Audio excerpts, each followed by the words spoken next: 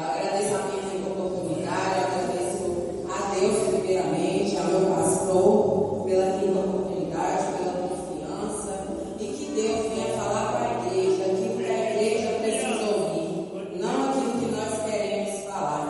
Deus venha fazer o querer dele neste lugar. E eu vou ler aqui em Marcos 5, 24 até o 34. E foi com ele e seguia-o uma grande multidão que o apertava. Então, certa mulher que havia 12 anos tinha um fluxo de sangue e que havia padecido muito com muitos remédios e despedindo tudo quanto tinha, nada lhe aproveitando isto, antes indo a pior. Ouvindo falar de Jesus, veio por detrás entre a multidão e tocou nas vestes, porque dizia: se tão somente tocar nas vestes, sararei. E logo se lhe secou a fonte do seu sangue, e seguiu, e sentiu no seu corpo estar já curado daquele mal. E logo Jesus, conhecendo que a virtude de si mesmo saíra, voltando-se para a multidão, lhe disse: quem tocou nas minhas vestes? E disseram-lhes os seus discípulos: vês que a multidão te aperta e dizes: quem me tocou? E ele, olhando em redor para ver a que isso fazia. Então a mulher, que sabia o que lhe tinha acontecido, temendo e tremendo, aproximou-se e prostrou-se diante dele e disse-lhe toda a verdade. E ele lhe disse: filha, a tua fé te salvou. Vai em paz e ser curada